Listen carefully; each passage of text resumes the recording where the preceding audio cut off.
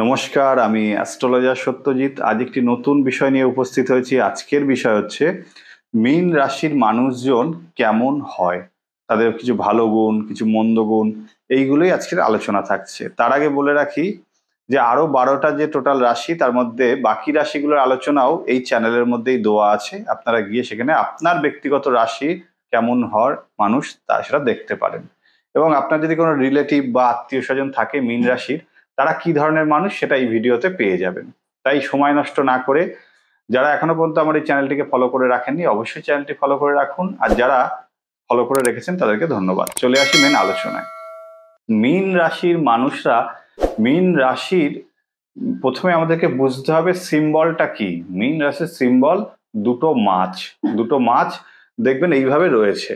তো এই মীন রাশির অধিপতি গ্রহ হলো বৃহস্পতি এবং রাশি চক্রের এটি 12তম রাশি। মীন রাশির মানুষজন সবসময়ের জন্য তার মনের আনন্দ হোক দুঃখ হোক সবসময় নিজের মধ্যে রাখতে ভালোবাসে। তাদের মধ্যে একটা সবসময়ের জন্য কথা কাজ করে যে আমার দুঃখ আমি অন্যকে বলে কি লাভ। সেই জন্য এরা কিন্তু সবসময়ের জন্য নিজের দুঃখ নিজের মধ্যেই লুকিয়ে রাখে বা নিজের আনন্দ হলেও সেটা বাইরে বেশি প্রকাশ করতে ভালোবাসে না। তবে অন্যের দুঃখ এরা কিন্তু অবশ্যই শোনে বা অন্যের দুঃখ শুনে তাদেরকে পরামর্শ দেয় যে তুমি এটা করো বা এটা করো না। এই ধরনের কাজ কিন্তু তাদের মধ্যে অবশ্যই লক্ষ্য করা যায়। মীন রাশির ব্যক্তিরা জীবনে চলার পথে যত যাই হোক না কেন, এরা কিন্তু সব সময়ের জন্য কিভাবে জীবনে উন্নতি করা যায়, কিভাবে সবার থেকে নিজেকে একটু আলাদা করে তুলে ধরা যায়, সেটা কিন্তু তার একটা লক্ষ্য থাকে। কিন্তু মীন রাশির লোকেরা প্রচন্ড ইমোশনাল মানুষ হয়। কেউ যদি তাদেরকে ছোট বড় কথা বলে, সেখানে হাজার লাভ হলেও সে আর যেতে চায় না। কারণ তার লাভের থেকেও সে জীবনে সম্মানটা বেশি গুরুত্ব দিয়ে থাকে। এবং মীন রাশির মানুষরা একটুতেই মনে খুব দুঃখ পেয়ে থাকে। তাদেরকে কেউ যদি ছোট বড় অপমান করে, সেই মুহূর্তে হয়তো সে জবাব দিল না, কিন্তু সে বাড়ি এসে বা ঘরে এসে সারা দিন তাদের মন তোলপাড় করে যে এই মানুষটা আমাকে এইভাবে অপমান করলো। এবং মীন রাশির ব্যক্তিরা, যেহেতু এই রাশির অধিপতি গ্রহ বৃহস্পতি, তো সেহেতু এরা কিন্তু সবসময়ের জন্য একটু ধর্ম কর্মের প্রতি এদের কিন্তু ইন্টারেস্ট থেকে থাকে। তাই বলে আমি বলছি না সবসময় ঠাকুর দেবতা নিয়ে সে বসে থাকবে, কিন্তু সে কিন্তু ঠাকুর দেবতার প্রতি তার একটা ভক্তি শ্রদ্ধা লক্ষ্য করা যায়।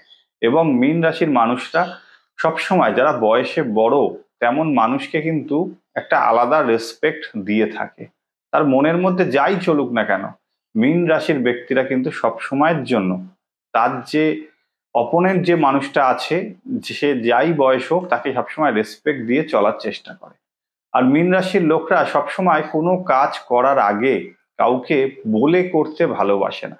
তাতে জীবনে দেখা গেছে অনেক সময় সে তারা কাজটা করার পরে হয়তো ভুল হলো, তখন অন্যরা তাকে বলে যে একবার আমাকে বললে না, তাহলে তো আমি তোমাকে বলে দিতাম। কিন্তু এরা সবসময় কাজ করার আগে কাউকে বলতে ভালোবাসে না।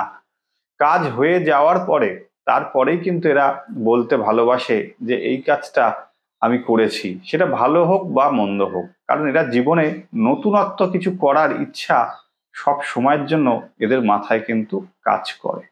এবং মীন রাশির ব্যক্তিরা জীবনে চলার পথে সবসময় দেখা গেছে আততীয়তা বোধ, অর্থাৎ একটা মানুষ বাড়িতে আসলে কিভাবে তাকে ভালোবাসতে হয়, কি করে তাকে যত্ন নিতে হয়, তো মীন রাশির মানুষরা কিন্তু যথেষ্ট পরিমাণে এটা জানে।